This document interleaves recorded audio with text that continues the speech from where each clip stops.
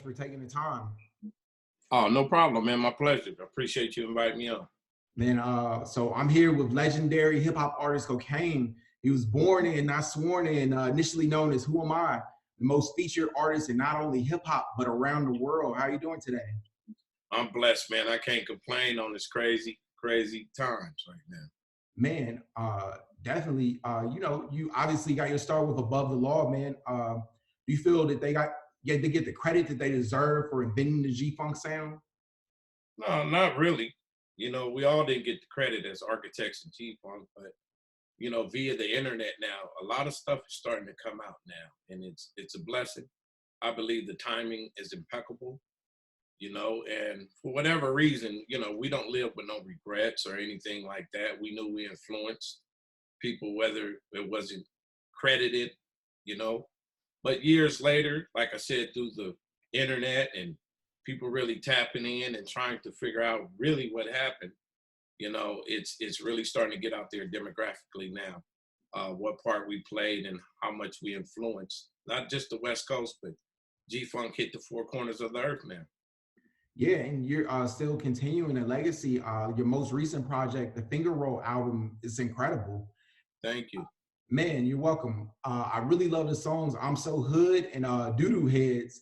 I noticed that you had one producer, West Coast Stone, for the Right. entire project, and Right. that's almost a rarity in hip hop nowadays. You know, it's a formula that was important in the early days of hip hop. You think about albums like The Chronic, but it largely has fallen by the wayside in recent years. As you see a lot of rappers email beats back and forth and put together albums with the most high profile names they could collect. So why was it important to have one producer on this project, and why specifically West Coast Stone? Well, I've been messing with Stone for a minute. He's an incredible musician, and we had some dealings back in the days. And I wanted to go back to the element of recording and with analog plugins, um, go back to the 70s era. You know what I mean? That music was really the authenticity of music, 70s, 80s, and 90s. But preferably, we went back to the 70s and era. And when you notice those groups, they didn't have 10 million people on their projects. When you heard of Prince or Rick James, or when you heard Curtis Mayfield, there was their own set of people. So I wanted to go back to that old element, and we came up with a project called Finger Roll. I would shoot West Coast Stone some ideas, he would shoot me some ideas, but I really wanted to go back to that moment because sometimes, you need to follow your instinct. And instinct told me that, good music like this is really going to come back on the popular forefront. And it's just ironic, that this pandemic happened and people are starting to really sit down, pay attention, and go through those crates. The computer is like digging in the crates now. You know what I mean? So we came up with a project. That's the latest project. It's out on my site at buddyboyent.com. And as an independent, it's doing extremely well. And people are starting to really catch on to the vibe of Cocaine and the finger roll music for the soul. It is what it says, man. It hits your soul. It's social conscious messages songs. It's turn up songs. It's hood songs, and that's what Cocaine. As an artist, Jerry B. Long, I wanted to always be a different mixtures of styles. You know what I mean? So I was never afraid to experiment. That's why I went on a limb and said I need one producer. It don't take a million people, yes men around you. You know what I mean? It just takes one-on-one sometimes. And we were able to come up with this project, man, and people are really digging it. And I appreciate all the fans for doing that. Definitely, man. You talked about like a message in music. Do you think that's really important, especially with everything that's going on globally in the world, for artists to have a message in their music? Absolutely, brother. Like, when we growing up in the 70s and 80s, we were fortunate to hear Marvin Gaye what's going on, and then a sexual healing song as well. It articulated a balance in music. And nowadays music, it don't have that balance.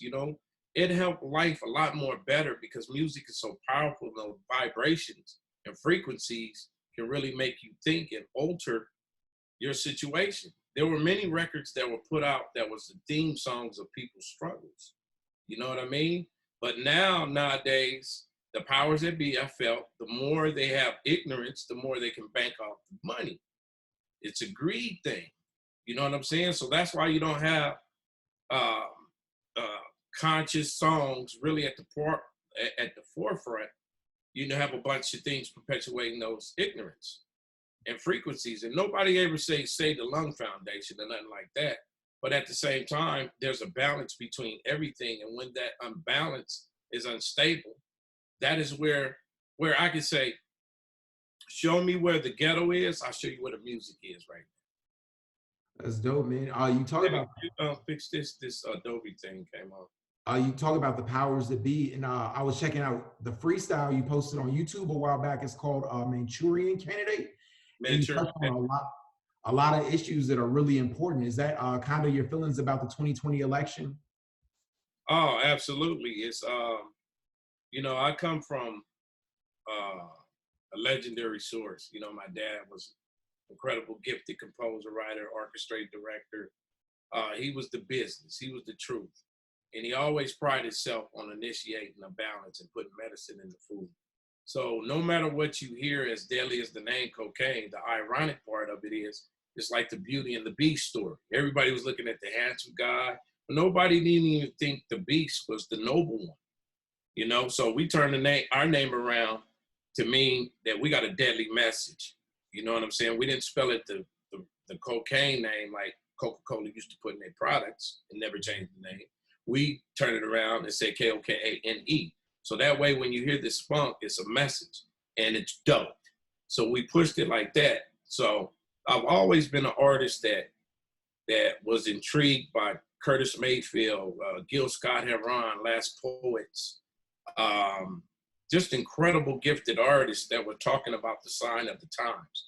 And that's how music is supposed to be. It's supposed to be a catalyst to heal people, because music can either heal, kill, or destroy. So with the Manchurian Candidate, that's one of my favorite movies, man, because it's so deep. They're touching on some bullet points that are actually happening. Now, if you go back to some of those movies, it'll weird you out because they were on to something. I don't think they had a clue. And we came up, we were talking about chemical warfare, viruses. We were talking about things that are just now happening in that song. It's not like, we all have some type of clairvoyance and instinct, but that was through researching. And yeah, when you see cocaine, I do a lot of researching, but some things ain't meant to be said yet. You know what I mean? You never tell a slave master you know how to read. You know what I'm saying? Unless he's going to kill you off. So we were able to come up with a song called Manchurian Candidates, because the world is it's upside down right now. It's a mind control machine. There's frequencies. There's all kind of things that are being set up on computer chips and other things, and it's going down. So that song hit hard because it was done like actually 3 years ago before what's happening right now. So in a way, it's prophetic, and that's amazing how the Most High, God Almighty, as an artist, he'll let you tap into a source to really plant a seed. And I was able and fortunate and blessed, I choose my words carefully, blessed to plant that type of seed called Manchurian Candidates, Mind Control, off the It's Cocaine Not Lemonade project. Man, yeah, I really enjoyed that. And you have so much work. You work with so many legendary hip hop artists, from, Eazy, Dr. Dre, Tupac, Nipsey Hussle. One of the recurring themes in your music is the importance of loyalty and not being a snitch. It's in the chorus of I'm So Hood. So it's been a year since Eric Holder murdered Nipsey Hussle, and that was in part because Nipsey Hussle had called Eric Holder a snitch. What are your thoughts about rappers snitching, especially with a New York artist like Tekashi 6ix9ine testifying, coming out to record YouTube numbers? Yeah, well, I don't like to get so much into that. So on that particular question, what era we come from, if you're a Judas, you're a Judas. I would say both sides was wrong.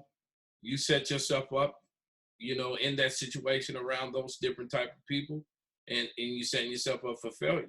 So why be involved into something that you could have went the other direction instead of being fascinated, being a superstar or whatever, and then you got what you asked for, then you around the wrong people, then you want to go ahead and roll over. Nah, I don't think that's cool. It take two to tango. You know what I'm saying? So on both sides, Takashi and the people who got in business with, they wrong. But me, fortunately, you know what I'm saying? I ain't been in no situation. And if I was in a situation, I'd keep my damn mouth closed because it took two to tango. And I didn't have to be involved in that situation. So now when it's going down and the funk really happened, and that's the problem with these kids, man. They be fascinated with the gangster life and different other things. And when they step in some shit, now they want to tell on everybody. No, it's your fault too. And you shouldn't have snitched. Or you credit a lot of your success to your wife, and you've been married for nearly 30 years. One of the cool things is that you're promoting your daughter now, Anisha Long, and she's featured on the song like Daddy Like Daughter. How cool is Right. that? Oh, it's the best, man. I done rock with the best of them. They done rock with me. I done been on many stages, on many mics, but ain't nothing like working with your family, period. You know what I mean? And me and my wife, we were able to establish a record label like 13 years ago called Buddy Boy Entertainment, spelled Budeboy Entertainment. And it was rough at first, but any business that you frame your first dollar on, it's gonna be rough. But we kept going and putting out projects. And it's just so much of a fresher breath air to be able to see your kids, not just my daughter, but all of our children really see the glow and things that are coming out of them from the creative side. We've been molding our daughter since she was really like 11 and 12, but she's been singing in the grocery store since she was 5. You know what I mean? And her mother seen something in her, myself seen something in her, and we didn't want to force our kids to be like, you got to live in our shadow, because kids have a hard time being the kids of celebrities. You know what I mean? It's a lot for them, expectations they have to do. So we pride ourselves on letting them find their lane. And she was very serious about it at an early age. After molding her at 12, I felt as a coach, I didn't want to, we didn't, and her mother too, we didn't want to put her out fast. We wanted to build up her name. Right. And see, people breaking into the industry, they get discouraged because they're not passionate. They're passionate about the moment as opposed to what comes with it. And that's one of the things I wanted that to register to that young, beautiful female, that's our daughter, that, hey, just because you can pick up a mic, there's a whole different spectrum out there called business. There's scandalous people, there are people that'll do you, there are people that'll shame your name, and so forth. So years later, she understood, but at first it was hard, you know, because I was hard on her, go back, do this, do this, do that. And it was discouraging at times, but I'm glad that those feelings that she felt made me know that, okay, and her mother know that you really serious about this, you know. And now she's 24 years old, brilliant writer. She's just an incredible Renaissance woman, so to speak, just like her mama. You know what I mean? And she understands years later, Dad, I know why you were so hard on me. I love you and I appreciate that. So when you get those type of feelings, brother, you know, because we've been through a lot. Everybody see us, you know, very enjoying life. But hey, man, we went through Shawshank Redemption to get here, brother. Real talk. So we're very proud of our children, what they become, their minds. It's just incredible. And we all know, you know, there's an attack on the Black family, and that's a rarity for one man to be with her 36 years and married 29 of those years, and with 8 children by the same woman. So I think God uses us because, you know, I've been a contributor of gangster rap, G-Funk, all these type of wild things that years later, you know, some bad things came. But God always kept me and my family secluded from that, so that way we can be an example, because God needs examples. And that's beautiful, man. And like Daddy, like Daughter, man, that's a fire song, bro. Like the rest of the album. And Washington, man, it definitely has been affected by, you know, not only the COVID-19 crisis, but murder hornets as well, man. How are you staying safe? Prayed up. I stay prayed up every day. We get our knees bleeding, and we don't worry about it. You know, we take the proper precautions. You know, we're like Noah. You know, we're not one of those people like, well, God got me. Of course he got you. You woke up this morning. But we heed the warning to just like Noah did. You know what I mean? Because we done been through enough floods. So what we do is keep the picture in our mind, because that's very powerful. If you're able to keep different things in your mind, you not only can draw out safety and instinct, but God will keep you safe. It's a direct connection. So a lot of times we don't look at ourselves getting sick. A lot of times we don't look at ourselves catching this coronavirus. You know what I mean? And I think that has a lot to play. You know, I call it a simulated reality we live in. It's your thoughts, you know what I mean? So, you know, I think that's some of the bullet points, not to weird people out, but that's some of the bullet points that help us keep going, keep a smile on our face, and pray for others, because it's not enough, man, for us to be well and healed without extending that prayer to people that lost their jobs, lost their whole life savings, and it's crazy, you know? Definitely. Man, when's the next album gonna drop? We pushed it back to 2021. It's called Wake Up to Get Your Cake Up. That'll be coming out around the beginning of 2021. Also, my daughter's project called Young Colombiana, Anissa Long, that's her name. And she'll be coming out around the same time. And we're working on a couple of acts right now, developing some acts. One kid coming out of Ohio, which is my wife's family members. And we're about to drop some singles though, coming up for the summer, and make sure we build that up for the album. And we got some more goodies. There's a book coming. There's all kind of goodies that's coming. And yeah, be looking for my daughter, Anissa C. Long, and Mr. Jerry B. Long, her father, AKA Cocaine. We'll be dropping singles real soon, and just stay locked in. Man, thank you so much for taking the time, Cocaine. I appreciate you. And can I get my shout out? Oh yeah, of course. I want to give a shout out to you, brother. I appreciate you. I can see it in your face. You have the Spirit of God in you, and God bless you. And God continue to make you prosper on your journey. And I want to give a shout out to all the fans that's tuned in. Tell a friend, like Alpha Beta, man. This is an epic interview. A little short, but we're gonna be back next time. And make sure you chime in my website at buddyboyent.com. That's BUD, E as in Eric, BOYENT.com. Make sure you pick up the Cocaine Collection.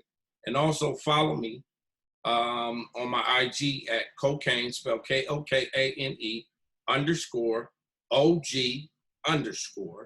And follow my daughter at AANISAH_Long. And if you need anything, holla. For all inquiries, you know where to reach me, either me or my wife. And that's what it is, man. And y'all stay safe out there, stay prayed up, and God bless you, man. We put on your chin strap, man, because more stuff, more mess is about to come. Stay prayed up. Much love to everybody. Definitely, man. I appreciate you, bro. You got a champ. Salute.